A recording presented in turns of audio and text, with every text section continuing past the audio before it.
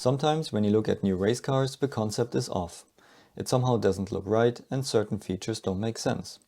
But today we have a closer look at a project where the aerodynamic concept just looks right. The people creating this car really knew what to do. This is the new Porsche 911 HOONIPIGASUS for the 2022 Pikes Peak race. Let's dive a little bit deeper into the details on this car and have a look at why this concept looks so promising. And let's discuss all the little interesting features we can find here.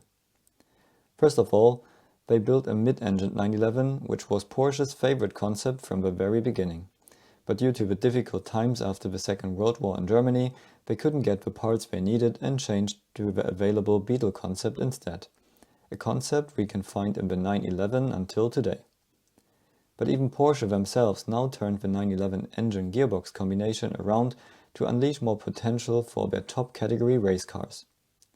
The guys around Ken Block now did the same, which enables them to have a better weight distribution and more space for a large diffuser at the back. They're using a turbocharged 4-liter flat 6 with 1400 horsepower. Additionally, they're using this arrangement with all-wheel drive, which means that they need to transmit the power from the very back to the very front, just like an Audi R8.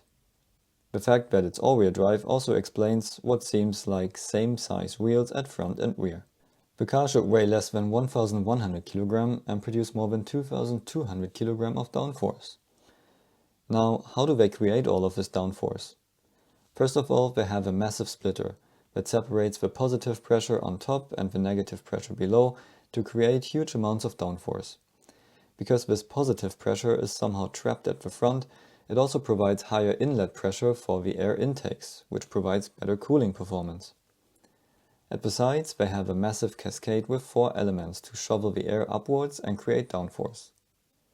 If we take a closer look at this cascade, we can see that it's running even through the bumper and it's shaped to contain the end plate's side vortex and guides it up and out. This side vortex is built when air tries to flow from the high pressure side to the low pressure side below. The end plate can reduce this effect but not really avoid it.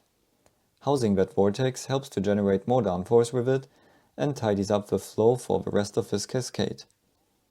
There's also another small element at the top to stabilize the massive end plate, and there is an additional small element at the front to precondition the flow for the massive cascade downstream. The front end plate helps to keep high pressure on top of the splitter, which creates downforce, but it's also curved to produce outwash. This outwash does 3 things. It helps to guide the flow around the front wheels. It helps to improve the expansion behind the front cascade to improve downforce. And it helps to suck air out of the front wheel arches, which supports front diffuser performance and brake cooling. Like at Formula cars, keeping the front rear wake away from the diffuser and rear wing allows them to work better. If we take a closer look at the front wheel arch, we can see something that could be a front diffuser. And the exciting features continue above and behind the front wheel.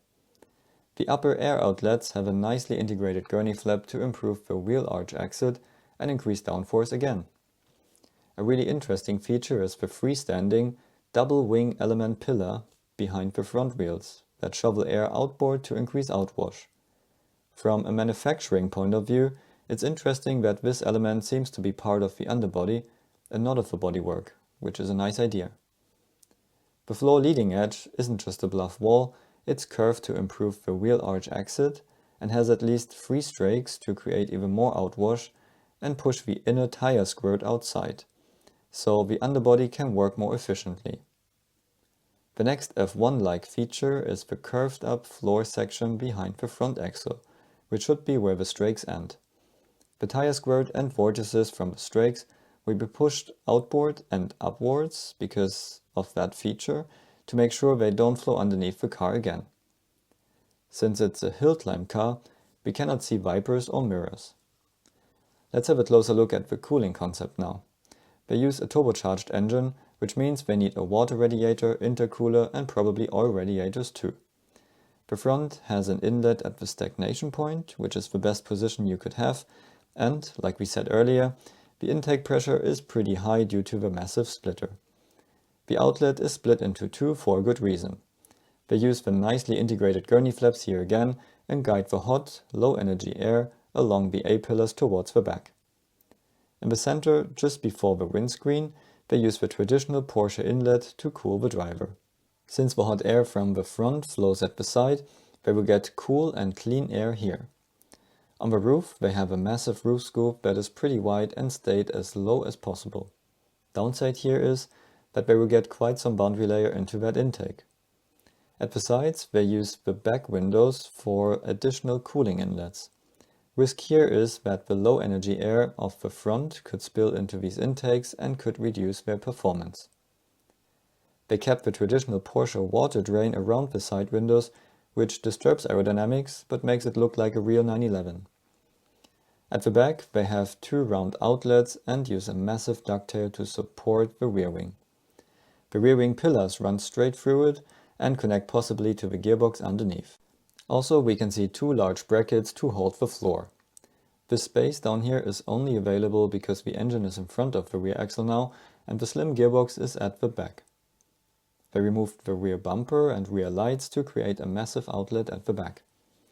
The diffuser has two big channels at the side to guide the tire vortex out to keep the center section clean. Closer to the center, it has two more strakes either side. The rear wing is massive in its size and has two relatively gentle wing profiles that are the same across the span. Because of its size and high position, it will create massive amounts of downforce, and because it's not too aggressive, this downforce will be reliable. The massive end plates shield the different pressure zones of the wing and have a round leading edge to avoid separations. Additionally, they put in some louvers to counteract the tip vortex. This reduces the high pressure on top of the wing slightly, which causes downforce, but it helps to reduce induced drag. So overall it makes the wing more efficient. Because the car has all-wheel drive and has a more even weight distribution to what we are used to from 911s, there is higher demand for front downforce. It seems like they did everything they could for as much front downforce as possible, but they have to reduce the rear a bit to still have a good aero balance. More downforce at the rear could also be reached by additional flaps on top of the massive wheel arches, which currently pull the flow down.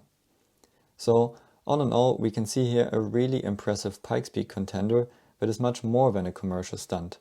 The guys and girls who created this package really knew what they were doing, and they created a race car with one of the most complex aerodynamics we have seen on Pikes Peak so far. So let's look forward to the first test and the 2022 Pikes Peak race. See you at the next video.